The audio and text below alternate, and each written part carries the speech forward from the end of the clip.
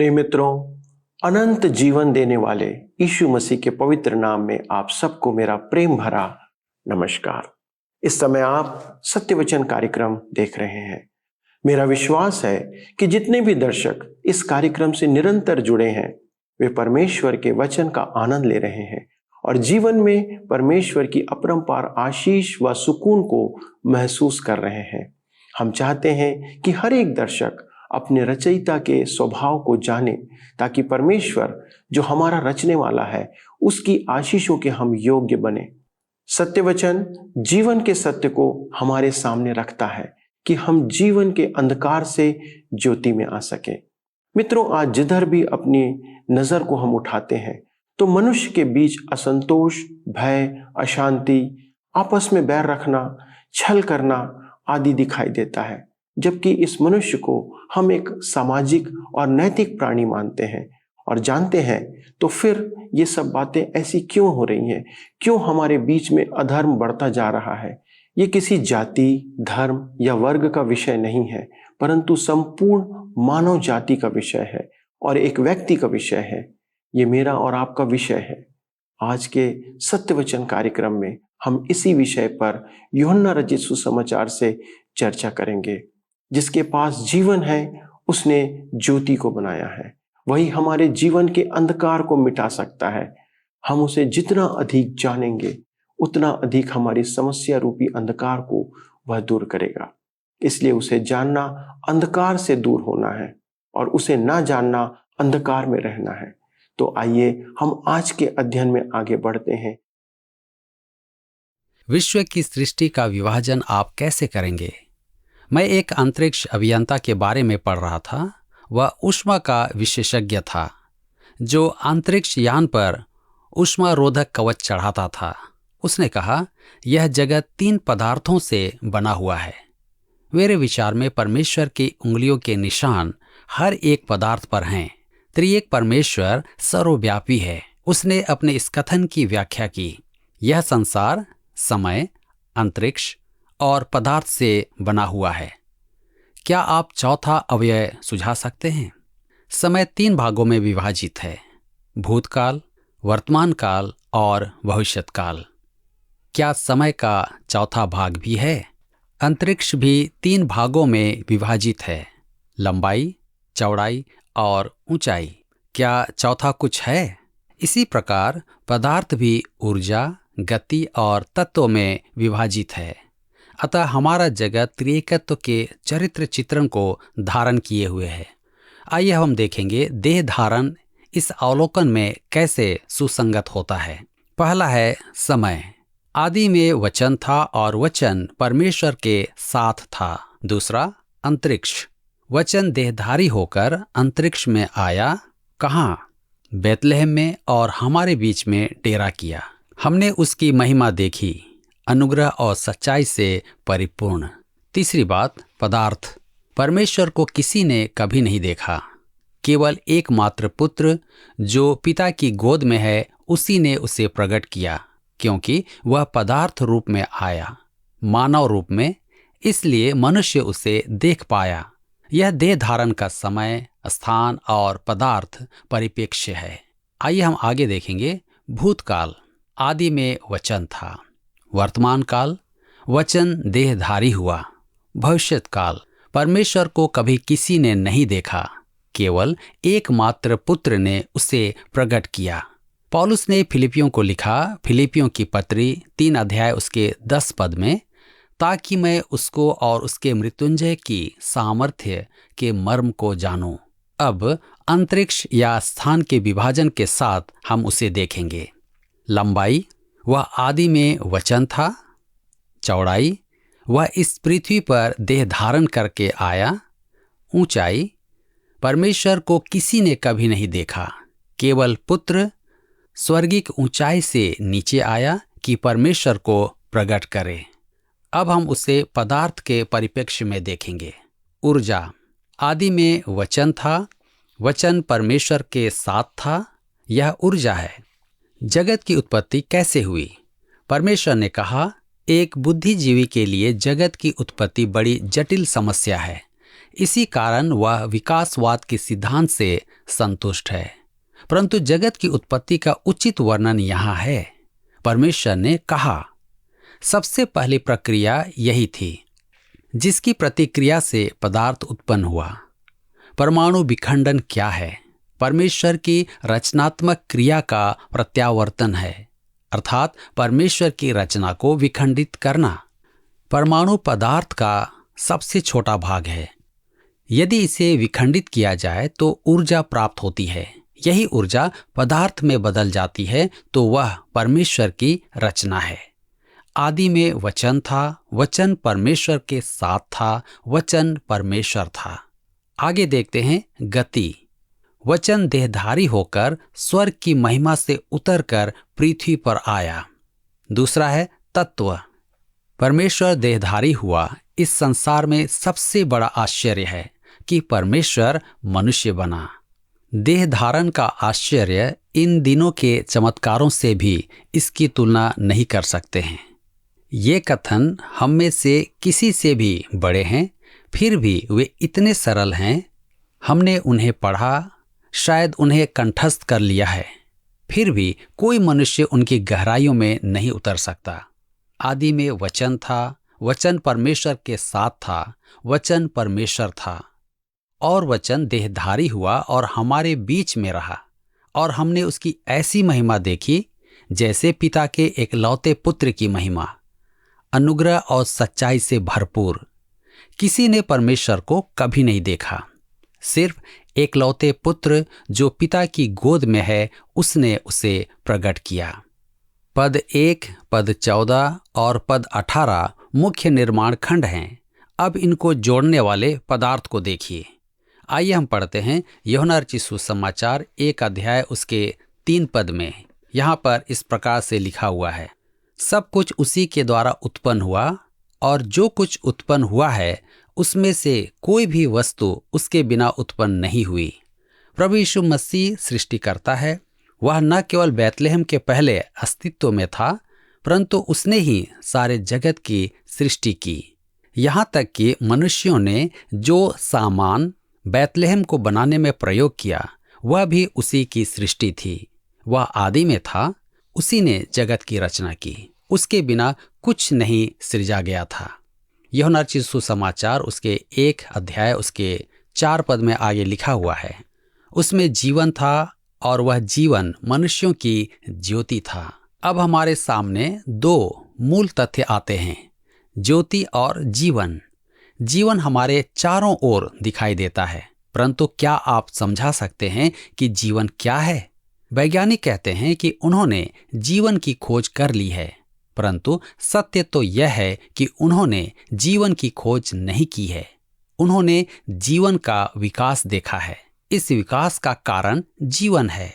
जीवन, हम इसे हर जगह देखते हैं। आप जंगल में बाहर जाते हैं तो वहां भी जीवन है। आप इसे चारों तरफ देखते हैं, लेकिन क्या आप इसकी व्याख्या कर सकते हैं? दूसरा सर्वव्यापी तथ्य है ज्योति। यह ज्योति या प्रकाश क्या है? आज वैज्ञानिक आधुनिक उपकरणों द्वारा भी ज्योति का पता नहीं पा रहे हैं। वे केवल ज्योति की किरणों को या तरंगों को ही देख पाते हैं। ज्योति किसी माध्यम से उन स्थानों तक पहुंचती है और तरंगों को भी रोक देती है। तो संसार में ज्योति क्या है? आज हम उन वस्तुओं से निपट रहे हैं जो मौलिक हैं। हालांकि आज मनुष्य उनकी सभी वैज्ञानिक गैजेट और उनके बारे में बहुत कम जानते हैं। मित्रों, मसीह यीशु में जीवन था और वह जीवन मनुष्य की ज्योति था। संपूर्ण जीवन उसी में है। आप और मैं जिस जगत में रहते हैं वह आत्मिक अंधकार से परिपूर्ण है। उत्पत्ति की पुस्तक 1 अध्याय उसके 3 पद में लिखा है कि परमेश्वर ने कहा, उजियाला हो। उसने ज्योति के स्रोतों को सड़क की बत्तियों के समान स्थापित कर दिया। अंतरिक्ष में अनेक ऐसे स्थान हैं जहां गहन अंधकार है, क्योंकि वहां ज्योति नहीं है। इस अंधकार से भी बढ़कर आत्मिक अंधकार है। यहाँ सूर्य के रहते ज्योति है और सूर्य के अस्त हो जाने के बाद अंधकार छा जाता है, परंतु आत्मिक अंधकार 24 घंटे बना रहता है। ऐसे में मनुष्य परमेश्वर को नहीं जानता है, वह परमेश्वर से विद्रोह की स्थिति में है। पाप मनुष्य को अंधा बना देता है और वह परमेश्वर को नहीं देख पाता है। प्रभु यीशु में जीवन है और जब वह जीवन मनुष्य को मिल जाता है तब उसे ज्योति प्राप्त होती है। मसीह यीशु द्वारा दिया गया जीवन ही मनुष्य के मन में ज्योति जला सकता है। अविश्वासी में यह ज्योति नहीं है।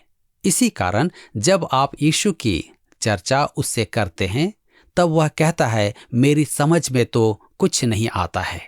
मैं आपको बताना चाहता हूं कि मैं जेल में कैदियों से भेंट करने चाहता था और उनसे खेल तथा अन्य विषयों पर चर्चा करता था। वे अन्य विषयों पर अधिक प्रफुल्लित होकर सुनते, परंतु ज्यों ही मैं आत्मिक विषयों पर आता त्यों ही उनके चेहरों पर अंधकार स्पष्ट दिखाई देने लगता। मुझे ऐसा लगता जैसे मैं मुर्दों से बातें कर रहा हूं। आज का संसार आत्मिक अंधकार में है। इस संसार में यदि ज्योति है तो वह केवल यीशु मसीह है। उसमें जीवन था और वह जीवन मनुष्यों की ज्योति था। यूहन्ना रचित सुसमाचार 1 अध्याय उसके 5 पद में आगे हम पढ़ते हैं, ज्योति अंधकार में चमकती है और अंधकार ने उसे ग्रहण न किया। अर्थात अंधकार में ज्योति चमकती है और अंधकार उसे समा न पाया। यही कारण है कि संसार अंधकार में है और वह ज्योति को देख नहीं पाता। मित्रों, भौतिक अवस्था में अंधकार और ज्योति एक साथ नहीं रह सकते हैं। ज्योति के आते ही अंधकार दूर हो जाता है और ज्योति के जाते ही अंधकार फिर छा जाता है।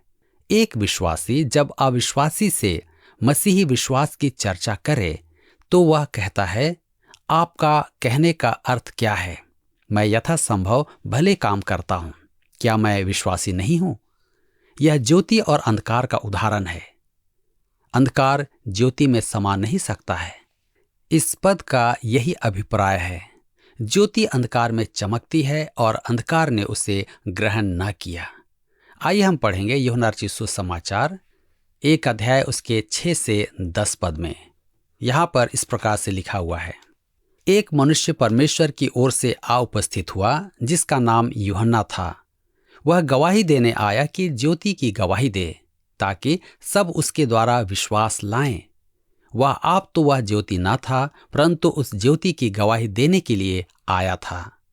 सच्ची ज्योति जो हर एक मनुष्य को प्रकाशित करती है जगत में आने वाली थी। वह जगत में था और जगत उसके द्वारा उत्पन्न हुआ और जगत ने उसे नहीं पहचाना। मित्रों, यही संसार की त्रासदी है कि संसार ने उसे नहीं जाना। और आज भी हम देखते हैं कि अविश्वास और नास्तिकवाद साथ साथ चलते हैं। आज अविश्वास और नास्तिकवाद बढ़ रहा है। अविश्वास हमारी सेमिनरी और प्रचार मंचों पर भी पहुंच गया है। मुझे एक दिन किसी ने कहा, आपने समाचार पत्र में पढ़ा कि सेमिनरी के एक डॉक्टर ने क्या लिखा है? क्या यह एक बुरी बात नहीं? मैंने कहा, मैं नहीं सोचता। हमारे थियोलॉजी के ज्ञाता एवं प्राध्यापक कहते हैं कि वे मसीही नास्तिक हैं, जबकि नास्तिक शब्द ही मसीही विश्वास से अलग है। चाहे नास्तिक क्यों न कहे कि वह नया जन्म और यीशु को ग्रहण करके उद्धार पाने पर विश्वास न करता हो, लेकिन सत्य तो सत्य है कि संसार उसे नहीं जानता है। आइए हम पढ़ें यूहन्ना रचित सुसमाचार 1 अध्याय उसके 11 पद। यहाँ पर हम इस प्रकार से पाते हैं, वह अपने घर आया और उसके अपनों ने उसे ग्रहण नहीं किया। वह अपने ही जगत में आया और उसके अपनों ने ही उसे ग्रहण नहीं किया। तब हम आगे पढ़ते हैं यूहन्ना रचित सुसमाचार 1 अध्याय और उसके 12 पद में लिखा है, परंतु जितनों ने उसे ग्रहण किया उसने उन्हें परमेश्वर की संतान होने का अधिकार दिया, अर्थात उन्हें जो उसके नाम पर विश्वास रखते हैं। मित्रों, यह अधिकार केवल उनका है जो उसके नाम में विश्वास करते हैं। जब हम कहते हैं कि विश्वास करना, तो वह मस्तिष्क से संबंधित ज्ञान के संदर्भ में नहीं है, क्योंकि इसके साथ स्थान सूचक शब्द में लगा हुआ है। अतः कोई कहे कि मुझे विश्वास है तो वह पूरी बात नहीं है। उदाहरण के लिए, यदि मैं कुर्सी के पास खड़ा होकर कहूं, मुझे आशा है कि मैं इसमें बैठ पाऊंगा, परंतु सत्य तो यह है कि मैं उस पर बैठा ही नहीं हूं। जब मैं उस पर बैठ जाऊंगा तब ही तो मुझे विश्वास होगा कि वह मेरा भार सहन कर सकती है या नहीं। इसी प्रकार यदि मैं कहूं कि मैं मसीह यीशु पर विश्वास करता हूं, तो मुझे उसमें कार्यरत भी होना है और उस पर निर्भर करना है कि वह मेरा उद्धार करता है। यहाँ पर प्रश्न यह नहीं कि कुर्सी के पास खड़े होकर के आप कहें कि मैं विश्वास करता हूं कि यीशु परमेश्वर का पुत्र है, लेकिन क्या वह आपका उद्धार करता है? क्या आप उस पर विश्वास करते हैं? क्या आप उस पर निर्भर हैं? जब मैं कुर्सी पर बैठा हूं तो ये कुर्सी मुझे पूरी तरह संभाले हुए है, इसलिए मैं कह सकता हूं कि मसीह मेरा उद्धार करता है। मैं उस पर निर्भर हूं और उसमें मेरा पूरा भरोसा है। क्या आपको यह कार्यक्रम पसंद आया? अभी हमें एक मिस कॉल करें और आप अगले विजेता हो सकते हैं।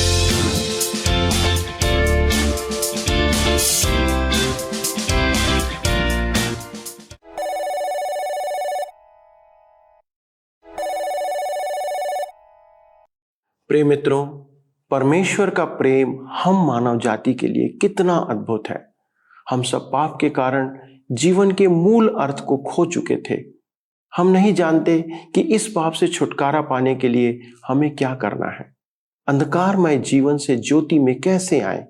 परमेश्वर को भी इसकी परवाह थी और एक दिन परमेश्वर दूर आसमान में योजना बनाते हैं कि हमें बचाने का उपाय करें।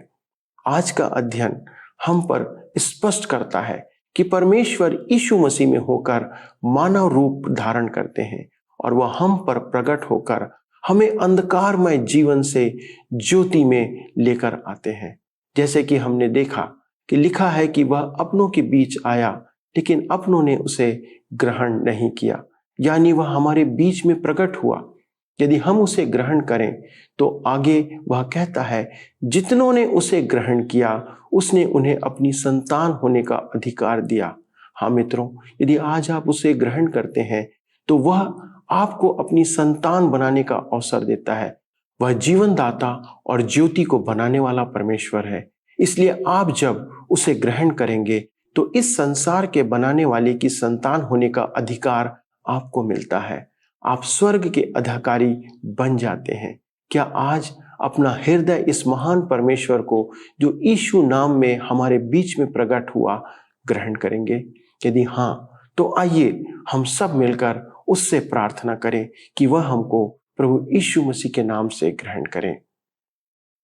हमारे स्वर्गीय पिता, हम धन्यवाद देते हैं कि आपने अपने प्रिय पुत्र को इस संसार में भेजा और उसके द्वारा से आपने हमसे मेल मिलाप किया। पिता, हम सब तो भटकी हुई भेड़ों के समान थे। हम सब ने अपना अपना मार्ग लिया था और आपसे बहुत दूर थे, लेकिन प्रभु आपने ही हमें पुनः अपने घर में ले आने के लिए प्रयास किया और प्रभु यीशु को भेजा।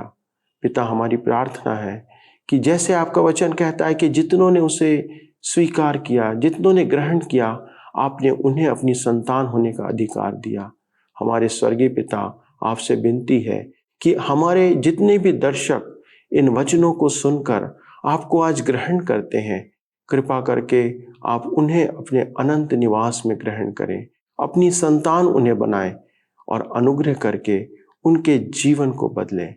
पिता परमेश्वर, उन सब टूटे हुए हृदयों को आपके पास ले आते हैं जो इस संसार में भटके हुए हैं, जो नाना प्रकार की शैतान के प्रहार के कारण से दुखी हैं, परेशान हैं। उनके जीवन को प्रभु जो आज आपको पुकारते हैं, उन्हें ग्रहण करें और उन्हें अनंत शांति और विश्राम प्रदान करें। हमारे प्रभु यीशु मसीह के द्वारा इस विनती को मांगते हैं, आमीन। प्रिय मित्रों, मेरा आपसे निवेदन है कि आप निरंतर हमें एसएमएस करते रहें ताकि हम आपके बातों को समझकर उसके अनुसार आपको प्रत्युत्तर दे सकें। प्रभु में आप सबों को आशीष प्राप्त हो। नमस्कार।